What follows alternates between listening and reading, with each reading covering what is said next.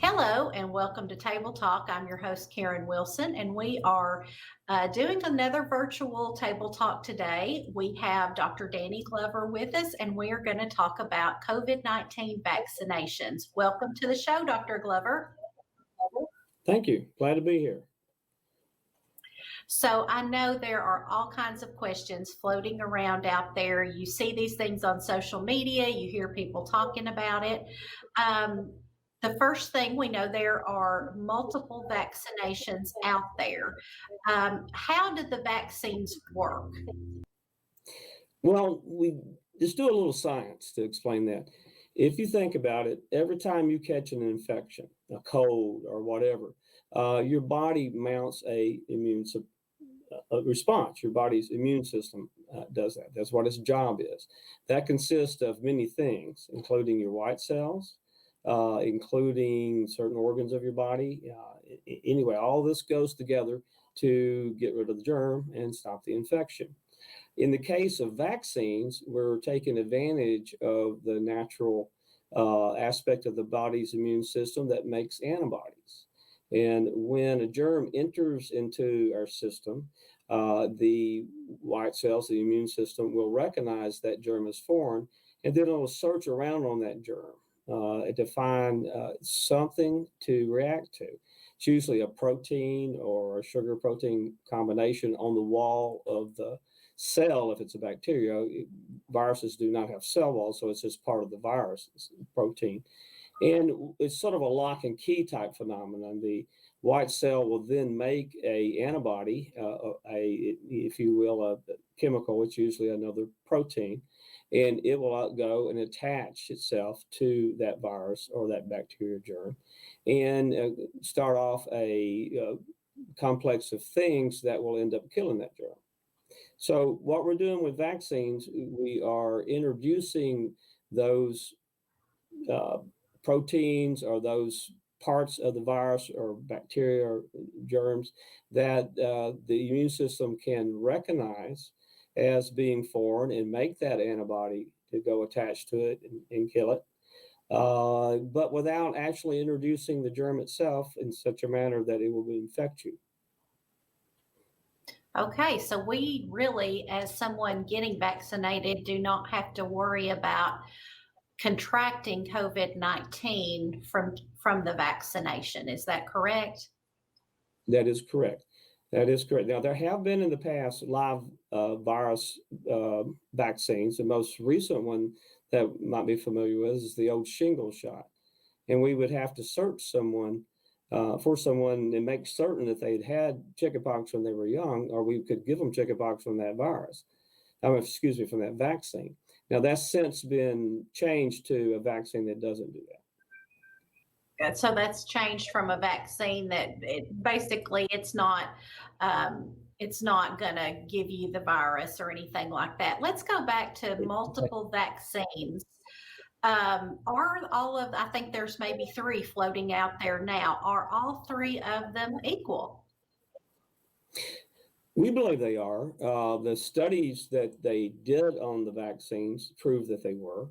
The parts that's on the virus that the body's recognizing is basically the same parts for each vaccine. And so they're going to attack those points. Now it does, and this is a good thing, further viruses,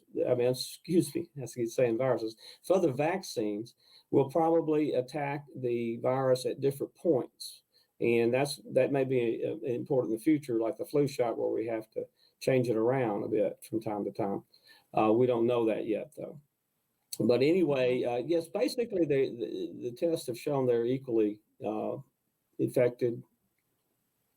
Okay, so it won't matter. It's Pfizer, Moderna, or the third brand. Uh, it will not matter what the brand name is. We're going to be equally vaccinated regardless of which pharmaceutical company that it comes from. Let's talk about the second shot. Most of them we have heard is a series of shots. More popular is two. Some are beginning to say the second shot is unnecessary. Clear that up. And should we be alarmed if there's a delay in us getting the follow up vaccination? The two shots are required for the ones we're using now, the Pfizer and the Moderna. There is one that it looks like it's headed towards approval that is only a one shot. That would be great. Just to deviate a little bit, the big problem with these vaccines is transportation. The Pfizer requires such a cold environment that it's difficult to transport it. The Moderna, not so much, and that's why the Moderna is now surging ahead of Pfizer, because they can get that out and then they can get it transported a lot better. It's estimated that after the first vaccine, you will get about a 50% effective percentage or rate. And with the second shot, you get a 90 to 95% effective rate. And that's based on the studies that were done building up to the release of these vaccines. So, yeah, it is very important you get the second shot. The problem comes in is, again, the production of the vaccine and then transporting the vaccine and then distributing it to those that need it. With that, it's a little more difficult. So there's the ideal world and then there's the real world. I think the most important thing overshadowing it all is to get that first shot. Right. Okay. And if we did have a delay in getting the second shot, I'm sure the healthcare provider, wherever you're receiving it, is going to advise you on whether it's okay to go ahead and get the second one or that kind of stuff. So always rely on your personal medical provider for advice on that for sure. So a lot of people, I think, are looking at the vaccination as the magic bullet. Um, Also, you think about whether you have already had COVID before. If you have contracted COVID 19 earlier in the year, do we still need to get vaccinated? Yes.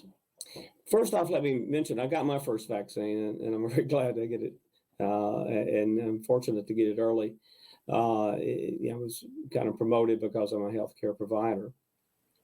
That aside, the folks who have uh, already had COVID, yes, they do need to get the vaccine. The reasons being several, but one is we're not sure how good of a antibody response you had just because you got infected with it. Probably not as good as the vaccine's going to do, and so it might wane, and you may be subject to getting reinfected. There has been a few cases of reinfection, very small amount from people who already had it, but we really don't know what the future holds. Remembering this has just been a year, so it's amazing we've gone as far as we had, but there's so much we don't know. So yes, you would do it for your own protection, and you would boost. You might look at it more as a booster, I guess. Yes, you definitely want to do that. You should wait about 90 days after you've had the COVID infection to get the vaccine. And the studies so far and watching over people so far shows you're probably very, very unlikely to get reinfected within that 90 days. And if you think about it, if you're not going to get reinfected in that 90 days, it's best to let the vaccine go on to someone else that needs it more that maybe hasn't had the infection. So that's sort of the logic behind the 90 days. And I think folks can understand that. Mhm.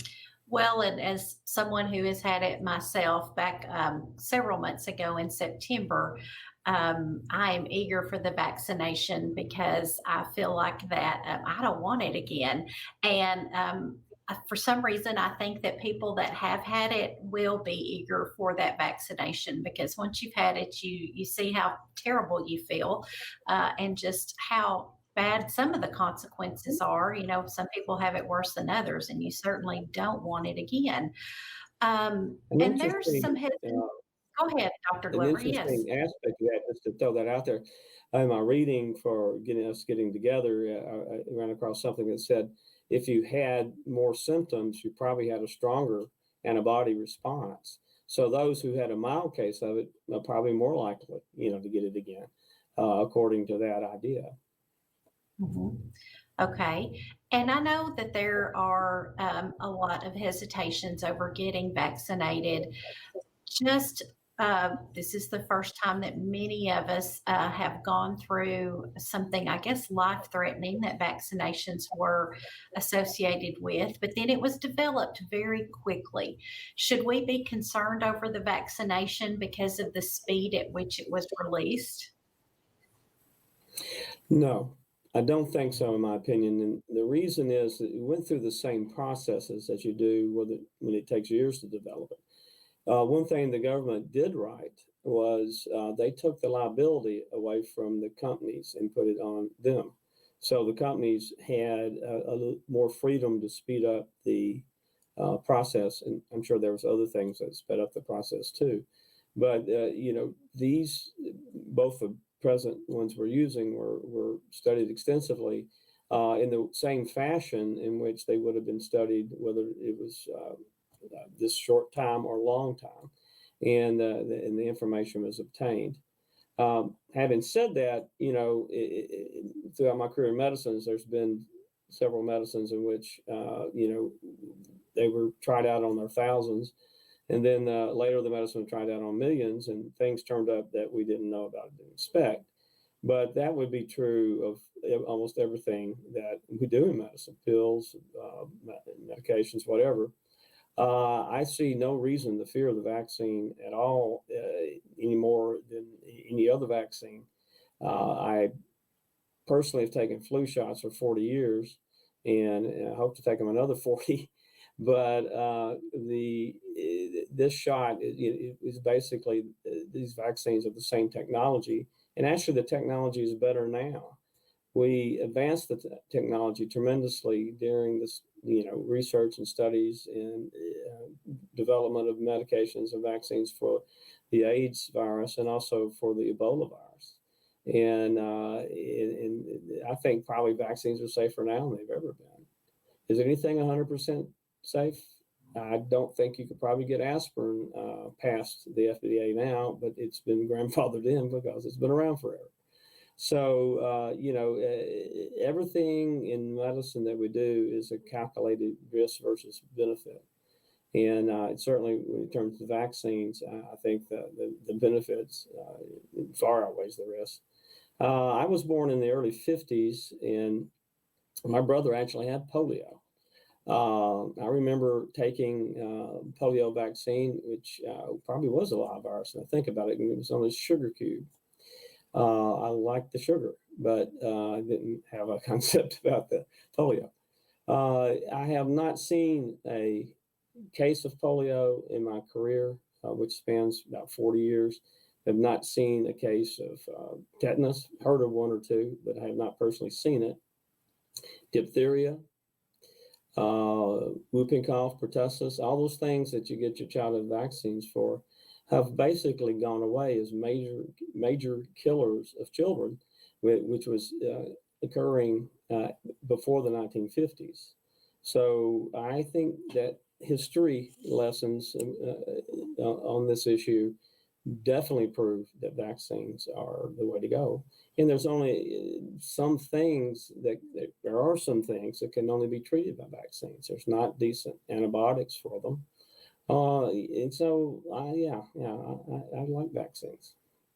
Mhm. Well, as you said, historically, they have saved us, probably why millions of us are here today. Over the years, vaccinations have proven to work. And I will say, a lot of money and time, government money and time was poured into rushing this through. Not that they cut corners by any means, but they had the facilitators of the vaccine, I'm sure, had more money and more manpower than what they had ever had. And that helped to facilitate it coming to us faster than a traditional path of what normally it would take for a vaccine to be released. So we have to think about that and how much effort and time and money was put into this to rush it through for our benefits. But as I'll say again, not that they cut corners, they just knew it was very deadly and wanted to get the vaccine released as quickly as possible. So let's talk about the new strains of COVID that are out there. We're hearing about strains in the UK spreading very quickly, and then some cases found in California. Are the vaccinations going to work on the new strains that are developing? From our reading, we believe that they will.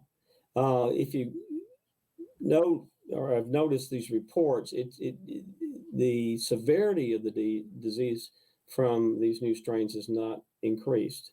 It's infectivity or its infection rate. It can spread around more easily than the previous virus. And that is, of course, very problematic and best handled by getting the vaccine out as quickly as possible. The going back to the science of it, those little proteins and things that are attached to the virus that vaccines recognize and set off the body's immune system to make antibodies to, leading to the destruction of the germ. Those are still there in these newer strains. So I don't think that there's any reason to believe that the vaccines won't work for the newer strains. Also, there may be more than one little protein. There may be several, and the vaccine may mutate and eliminate that one protein, but it's still got several others we're working on. So I think we're in pretty good shape there. We just need to get the vaccines out. So after we get vaccinated, which some of us, I know many people that fit the age criteria that have been vaccinated. And then as we progress through spring and summer, we hope that everyone will pretty much have been vaccinated. But once we get our vaccine, are we free to unmask? No, unfortunately, no, because the problem is you may not get the virus because you've had the vaccine, but you certainly could carry the virus and take it to someone else who hasn't had the vaccine. And I don't think any right-minded person wants to be Typhoid Mary and carry a germ to others who are not protected yet and have them suffer from the disease. So we'll probably be using the safety measures, mask distancing, hand washing, those sort of things, for some time into the year. I would suspect it'd be more towards the last quarter of the year that we might be thinking about relaxing. I think that that would be a wonderful thing. I too am tired of wearing a mask. Because I tell a lot of people, if I wanted to wear a mask, I would have become a surgeon or a bank robber. Good point. Good point. In the winter, I have found that it's not quite as difficult. It does at least keep your face and nose warm, but they're Yes, difficult in the summer. true. Yeah, that summer heat It's makes them very interesting. unpleasant. Yeah, it's interesting, Karen. We need to carry these lessons of hygiene further. And, I've long had patients where mask or just stay home and social distance to avoid the flu, especially my older patients. And they were onto something there, even though they would still get the flu shot.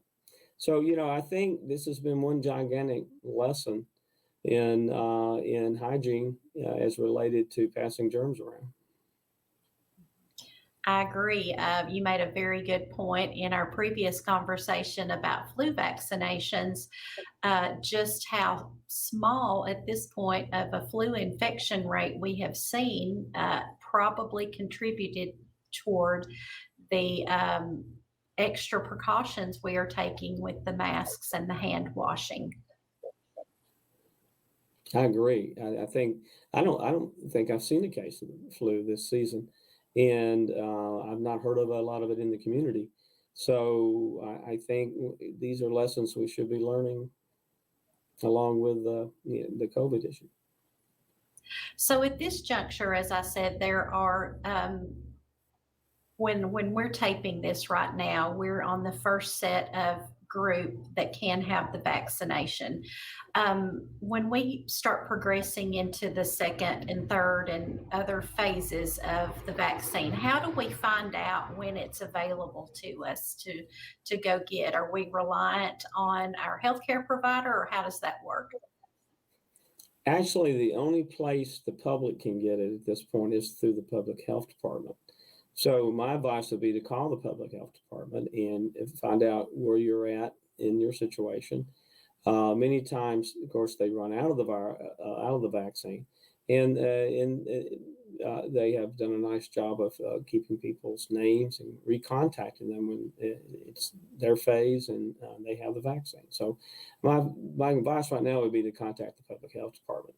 Now, the healthcare system is a separate way that it's been given since we started giving the vaccines. I got mine through the local hospital system, and that is not going to be open to the general public as far as I know.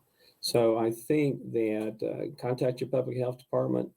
My fondest hope is for too long, a month, 2 months, it'll be in the pharmacies, just like the flu shot. And that's how it probably will get, distributed to, the widest. Yes, I know at this point, lots of people are eager for it. There's kind of a bottleneck of people that are arriving at the health department to get it, and they're still having to turn away large numbers because they run out of it. But we've been promised that more vaccines are going to be released. And so hopefully they'll, whether it's through the health department or through local pharmacies, that we're going to have a lot more of them. I will add to that. I was able to get on today, actually, through the gov.gov, Tennessee.gov health government website and register. I put in my name, my cell phone number, my email, and it classified me as to when I qualified to get the vaccine. So it's going to shoot me an email and a text when it's available to me. So I'll throw that out there too for anyone that's interested in getting on that list. It is on tn.gov that you can, in the healthcare section, you can register for that. Dr. Glover, how are cases in your own practice? Things starting to slow down? I know you're at the hospital a lot. How are things going in general in Warren County and surrounding counties with the spread rate right now? In my own personal practice, I'm still having people call in and positive, and then, which brings up something that it should be pointed out. If you qualify, if you're over 65 or you're over 55 with certain medical problems, there is a antibody called a polyclonal antibody that can be given to you that ahead of the time of getting really sick, if you're at high risk, so that you will not get really sick. And that has to be arranged through your physician or your healthcare provider. The rules on that is that you have a positive test and it's less than 10 days. So I would urge the folks out there, if they get a positive test, to contact their doctor, especially if they're over 65 or if they're over 55 and have, certain medical problems, or just have a great deal of medical problems no matter what age. I would contact my healthcare giver and see if you qualify for that. I have seen that make a difference. I've had several patients do that. What it consists of is going to the hospital as an outpatient and having an IV started, and the antibody is ran in through the IV over about an hour infusion. infusion, and then you wait an hour to make sure there's no problems, and then you go home. And hopefully you never go back to the hospital again. Other things, if you have it, and this is what I've noticed about it, that I didn't know from my reading and initial experiences, is that if you we would I've been telling my patients, if they have a positive test, and then if during the illness they start developing shortness of breath, to go to the ER and be checked, because that's where we're handling that such situations, and see if you need to be in the hospital and get the in hospital medications that they can get. Timing is everything. I think some folks have probably perished because they just waited too long. But I am seeing a number of patients who do not get short of breath, but they get sicker. They've been, say, sick for 4 or 5 days, not too bad, then they get sicker. And I'm finding in some of those they have a secondary infection, like pneumonia with the bacteria type of germ instead of the COVID virus. So I think it's important, not only if you're short of breath, but if you just get worse after a few days of being only mildly ill, that you get checked and see if you need just the regular type of antibiotics and things of that nature for getting secondary problems from the COVID virus.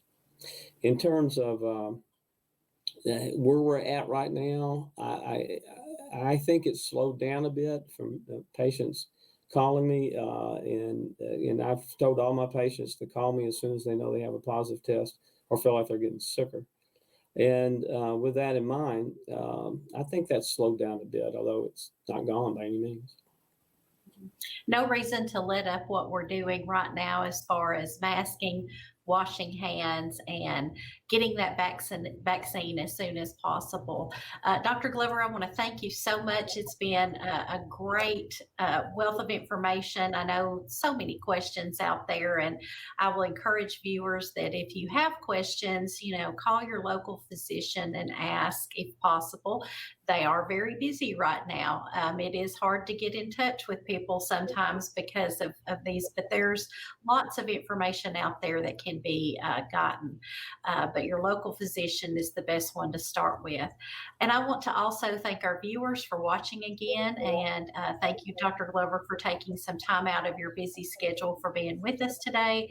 We invite all of our guests to come back. You're welcome. Thank you. We invite our viewers to come back again next week for more Table Talk.